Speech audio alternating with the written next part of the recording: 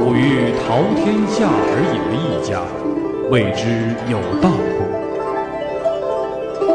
乎？上有丹砂者，下有黄金；上有磁石者，下有铜金。苟山之见其容者，均仅风而计。 Archaeologists have not been able to confirm the exact time when the ancient Chinese discovered magnets, but it was first recorded in a book, Guanzi, published in the spring and autumn period between 722 BC and 481 BC.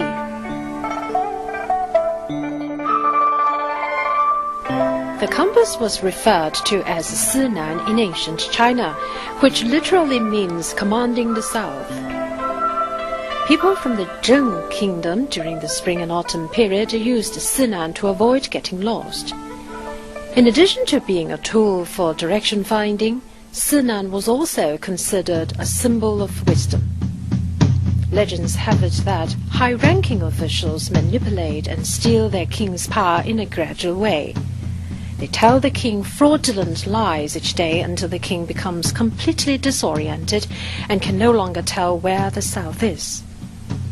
To keep their good judgment, the kings relied on Sinan to steer the country to the right direction. The Sinan built in the Han Dynasty was composed of a little spoon and a dish. The spoon was made of polished natural magnetic ore. The head of the spoon resembled a hemisphere. When one pushed the handle of the spoon, it spun on the dish. The dish was made of copper. It had a rectangular shape and a round hole in the center. On the rim of the hole, there were marks of the 8 diagrams, the 10 celestial stems, or tiangan, and the 12 terrestrial branches, or dizhi. There were markings of 24 different directions on the dish. After being spun into motion, the little spoon in Sinan rotates, but will always settle down pointing the south. Ancient Chinese discovered the existence of the south-pointing property of magnetic energy based on their understandings of the cosmos and its correspondence with the human body. The design of Sinan is an application of this wisdom.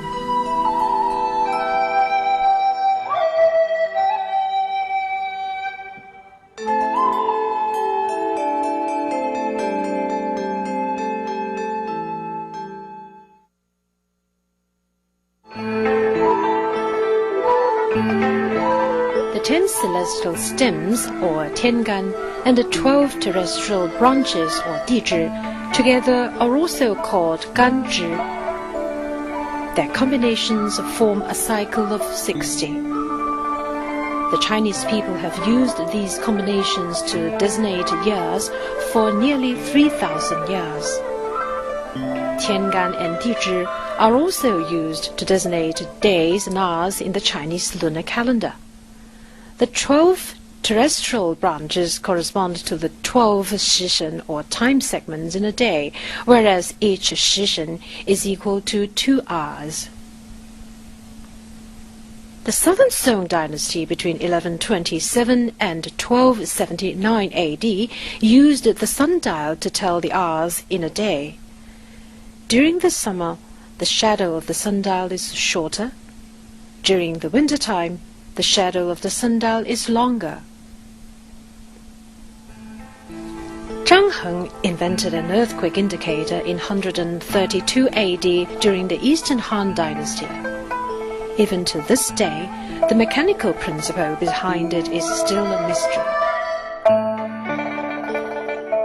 Zhang Heng's earthquake indicator looks like a wine cup with a diameter of about 8 feet, made of refined copper and full of decorations. There is a hole in the middle of the equipment. Outside the equipment, there are 8 dragons, each of which holds a copper ball in its mouth. Under each dragon, there is a toad with its mouth open, waiting for the copper ball to drop. If there were an earthquake, one of the dragons would spit out the ball, which would fall into the mouth of the toad underneath, indicating the direction where the earthquake had occurred. It had accurately indicated the occurrences of numerous earthquakes. On one occasion, a ball dropped. Several days later, people learned that an earthquake did occur on that day a few hundred miles away.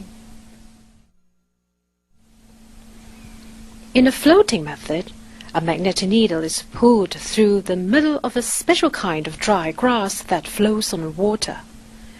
Buoyancy of the dry grass would turn the magnetic needle to show the direction of south. In the silk hanging method, a magnetic needle is fixed to a silk rope that is hanging on a wood shelf.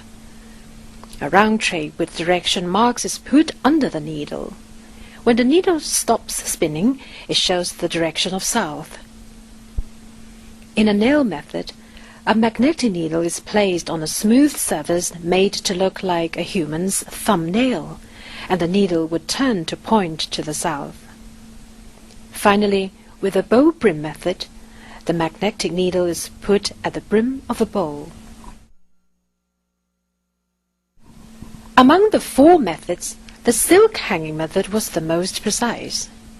But when applying it, there were many limitations, such as that there should be no wind. When Shen Kuo was verifying the silk hanging method, he repeatedly found that the needle didn't precisely point to the south, but instead to the southeast. Thus he discovered geomagnetic declination. This was the earliest record about geomagnetic declination in the world. In the Yuan dynasty from 1279 to 1368 AD, there were stands for the compass, such as the direction-finding turtles and the direction-finding fish. The magnet was installed inside of the stomach of the turtles or fish that was held in place by a vertical needle. The dry box compass appeared in the Ming dynasty between 1368 to 1644 AD. It used a nail to hold the magnetic needle at the center of the box. The friction force of the pivot was so small that the needle could turn freely. Because of the fixed pivot, the needle would not wander around as on the surface of water. So the dry box compass was more appropriate for sailing than the water box compass. In the Ming dynasty, navigator Zheng He led a huge team of ships to explore the Occident 7 times. The team contained more than 27,000 people in more than 60 ships. Each ship has a box compass as well as a navigational map. These big ships were called treasure ships. The largest one was about 400 feet long, 40 zhang, and 180 feet wide, 18 zhang.